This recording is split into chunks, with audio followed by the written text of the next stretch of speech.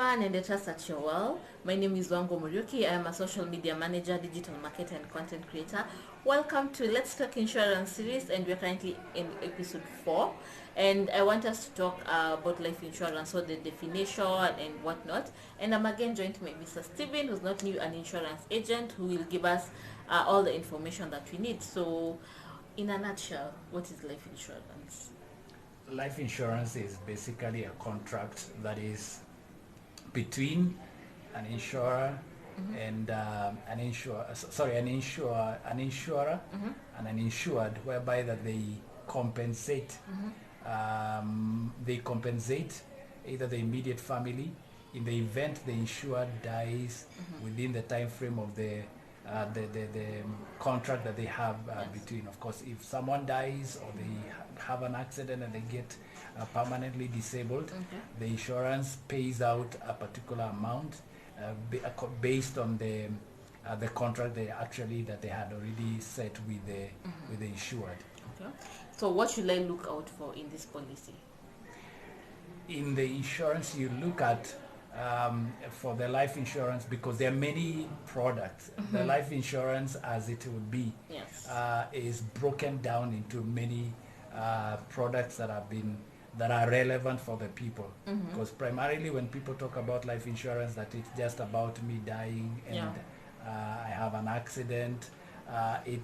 There are products that are designed to make sure that it also connects with the day-in issues that people deal with. Like we have a product like has to do with education of the children, whereby you find that there is this parent who is raising up children and of course desiring the best of them and ascending up to the highest level and achieving their goals, and unfortunately while they're doing that, they die, and they were the ones who are ideally being depended upon to be able to educate the kids.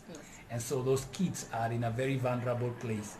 So you have a design product that would be able to give a person a plan whereby they are saving for the children, of course focusing on their schooling, but also at the same time securing that interest that in the event I die, I have secured the education, the enough finances that will be needed for the kids to be educated in the event I am not there.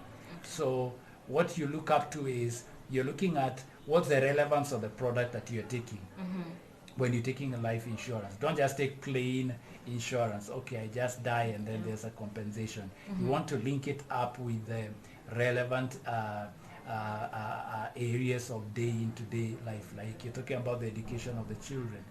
You're also talking about the family income in the event I am not there.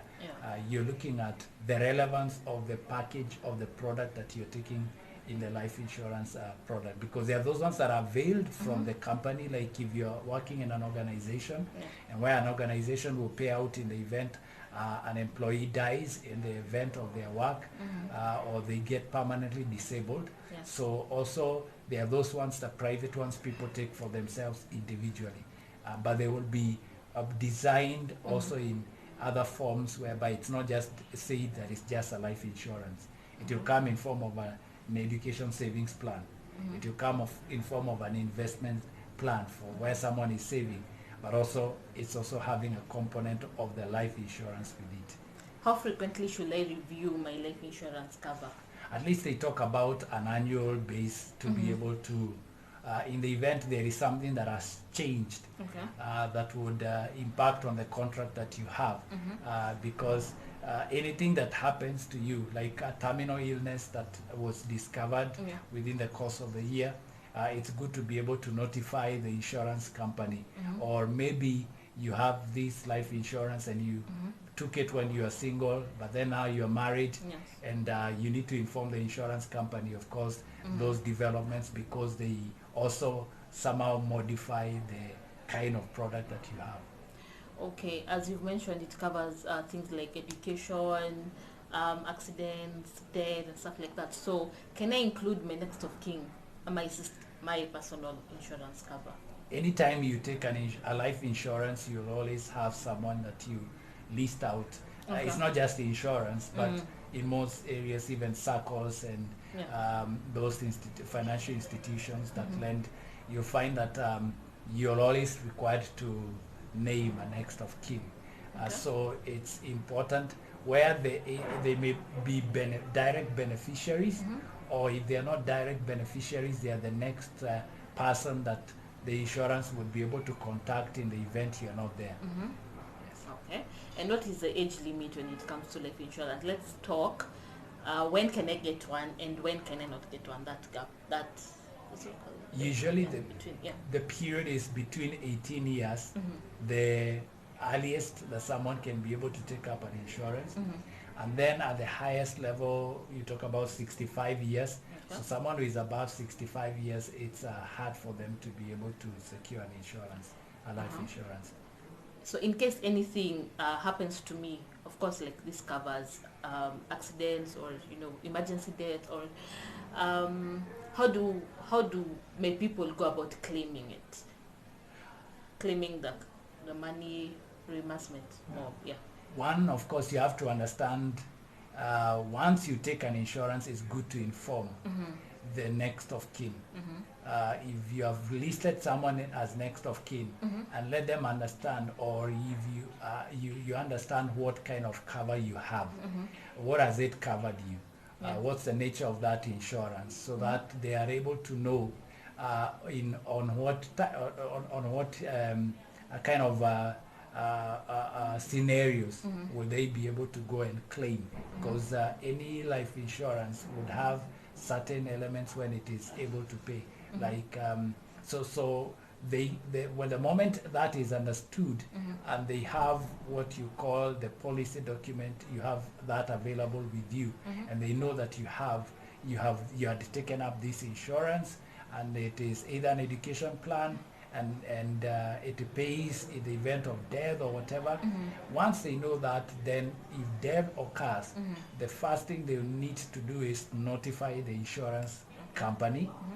Of course, in that case, it will be formal. You want to submit maybe a death certificate that will be able to help the insurance. There are forms that you need to fill up, and you need to also bring the policy document along with you, so that now the insurance can be able now to proceed on to be able to process if there is any compensations that are due based on the kind of contract that you had with the insurance. So the first initial thing is that the family needs to do is to be able to notify an insurer of the person who has died, and in that case I would assume that the person might have communicated to the family and told them that I have this insurance, that in the event I die or something happens, then they are able to move ahead. And the next of kin, the only person who would be able to transact is the person who has been listed within the policy document. Normally there will be a particular person.